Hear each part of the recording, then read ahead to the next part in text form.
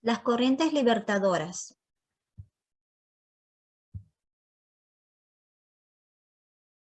Invasión napoleónica a España. En el siglo XVIII, desde 1808 a 1814, España fue invadida por Napoleón.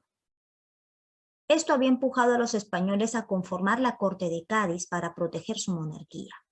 En este contexto se desarrolla la corriente libertadora del sur. Aquí nace pues el militar José de San Martín, quien con la experiencia de lucha contra los franceses y miembro de la logia Lautaro, tenía la visión de ver una América hispana libre, dentro de este llamado Plan Continental. Nacido en Yapeyú de padres españoles, se lanza pues hacia este objetivo, llegar a Lima y derrotar el poder español.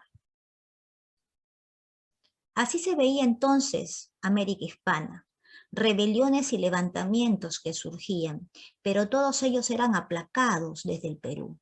El Perú era el corazón del virreinato. Don José de San Martín se instala en Cuyo. Como gobernador de Cuyo comienza a preparar la maquinaria de guerra. En Cuyo un ejército de 5.000 soldados que se llamaban granaderos, pero que luego cambiarían el nombre Ejército de los Andes, porque esta sería la ruta que don José de San Martín habría elegido para llegar a Lima. La ruta estratégica desde el Río de la Plata, ¿no?, por la cordillera de los Andes. Se cruzaría por Uspallata y Los Patos, con 10.500 mulas y 1.600 caballos. Con alimentos y armamentos cruzaron las alturas, en el frío. Empezaron a ocasionar las primeras bajas. Los primeros en morir fueron los negros. Pero ya todo estaba decidido. Sabían que solo unos cuantos llegarían y darían batalla. Se camuflaron a la luz de la luna para no ser vistos por los realistas. Así de dura y cruel fue el avance del ejército de los Andes, que merece ser recordado en este bicentenario.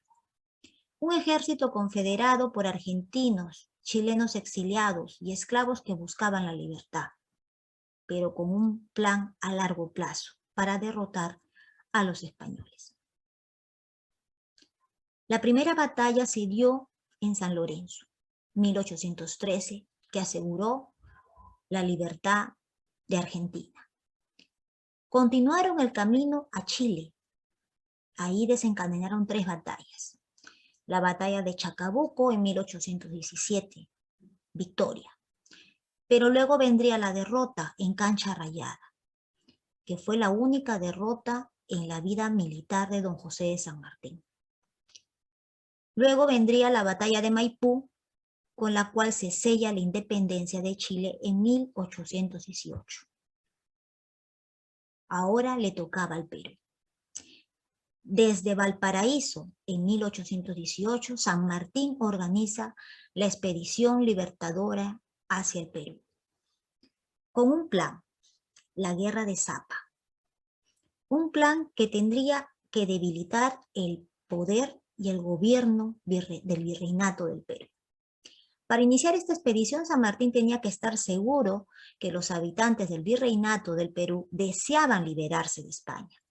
Por eso debía convencer a la élite criolla y a la población para que aceptara la independencia. En el Perú ya se había iniciado una guerra de opinión durante el siglo XVIII, y esto era favorable para San Martín, quien inicia una guerra de Zapa que consistía en debilitar el gobierno.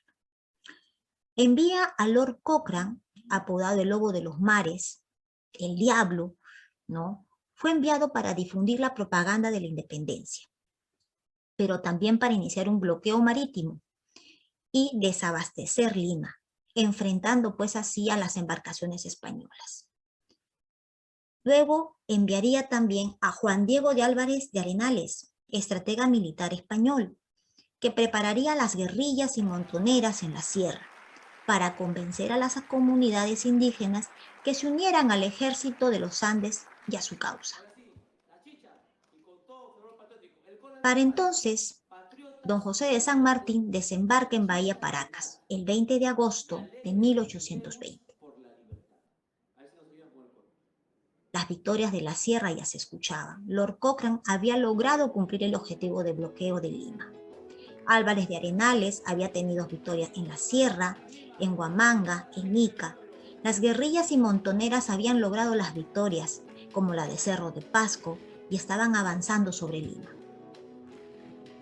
Ante este hecho, en 1820, el virrey Pezuela y don José de San Martín se reúnen en la conferencia de Miraflores, pero no llegan a ningún acuerdo.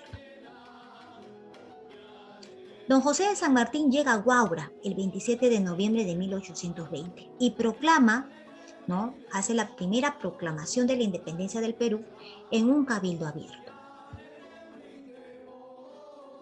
Por entonces, también se pronunciaba la deserción del batallón Numancia, un batallón que era leal al virrey Pezuela, pero fue convencido por don José de San Martín y su trabajo de espionaje que pasaran a las filas patriotas.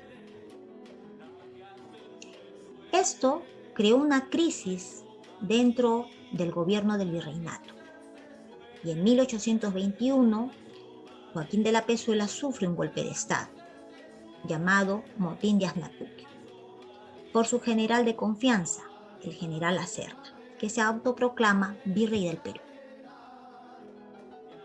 Para el 6 de junio de 1821 se libra la batalla de Iguazú. El 6 de junio se produce la batalla entre el ejército patriota contra los con ayuda de los chachapoyanos, moyobambinos, y declaran la independencia de Amazonas. Ahora el ejército patriota se había convertido en un ejército multiétnico.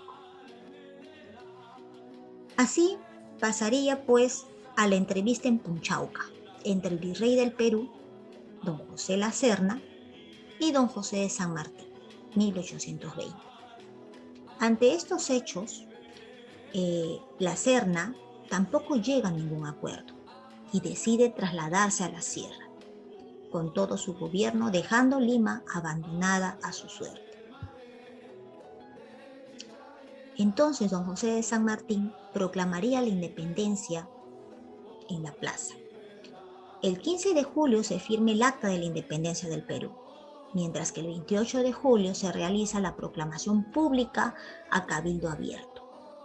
Pero a esta proclamación aún le faltaba ser concluida por San Martín. Su plan de independencia y de construir una república en el futuro era en 2 periodos.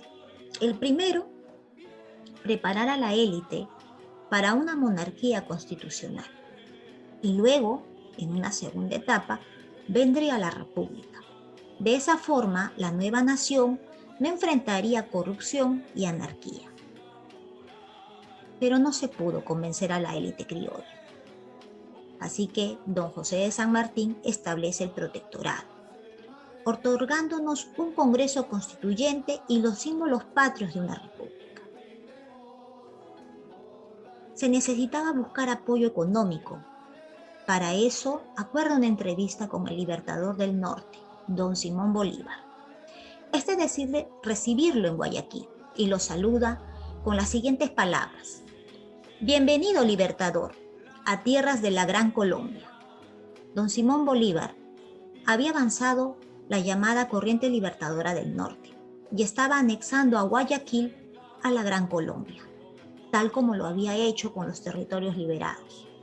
Es por eso que las naciones de Venezuela, Colombia y Ecuador son muy similares en su bandera, porque pertenecieron a la Gran Colombia de don Simón Bolívar. Plan continental versus plan de federación de los Andes. Mientras don José de San Martín tenía el plan continental de independizar América Hispana, don Simón Bolívar, por el contrario, tenía el plan de federar las naciones hispanas. La Gran Federación de los Andes era su visión, y le dijo: «Estimado libertador, 2 soles no pueden brillar en un mismo lugar», y le pide que se retire del Perú. El plan de don Simón Bolívar era anexar el Perú a la Gran Colombia. Entonces don José de San Martín decide dejar el protectorado y nombrar a Javier de Luna Pizarro como primer presidente del Congreso Constituyente. Este Congreso nombraría a don José de San Martín como generalísimo y fundador de la libertad del Perú en 1822, formando luego una junta de gobierno en el Perú. Pero la aristocracia limeña haría un golpe de Estado, nombrando como primer presidente de la naciente república a José de la Ribagüero.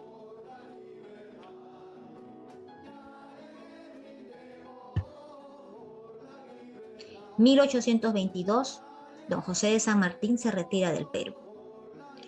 En 1822, don José de San Martín deja sus tropas a manos de Simón Bolívar para que concluyera la independencia, retirando a los españoles que se mantenían aún en el territorio peruano. Se continúa con el plan de liberación de América, con la corriente libertadora del norte, que ya tenía como 20 años de lucha contra los españoles. La corriente libertadora del norte. Don Simón Bolívar llega a Lima el 1 de septiembre de 1822 en el bergantín Chimborazo y comienza un nuevo ciclo de negociaciones para convencer a la élite de continuar con la consolidación de la independencia. Bolívar solo aceptó el cargo de militar en el Perú. Por ese entonces el Perú estaba dividido. Nuevamente la aristocracia limeña había entrado en negociaciones con los españoles y recibe con brazos abiertos al general Rodil del ejército realista, volviendo a tomar Lima. El Congreso se traslada al Real Felipe y nombra como presidente a Torre Tagle, mientras que Ribagüero se traslada a Trujillo como presidente del norte. Y en la sierra teníamos al virrey La Serna y todo su gobierno. Simón Bolívar vio que el norte del Perú era patriota y que el sur era realista. Y ese fue su objetivo, derrotar y llevar la batalla al sur. Para eso nombra a José Faustino Sánchez Carrión como jefe del gobierno, para reunir las fuerzas y llegar a conformar un ejército de 10.000 hombres, aceptando en sus filas el ingreso de los guerrilleros indígenas y montoneros. Este mismo Congreso le otorgaría poderes máximos a don Simón Bolívar, convirtiéndolo en un dictador del gobierno peruano, hasta el tiempo que él lo decida. Pero enfermó de paludismo y se retira a Pativilca. Luego se traslada a Trujillo para pedir apoyo económico a la Gran Colombia, a Argentina, a Chile, pero solo la Gran Colombia responde.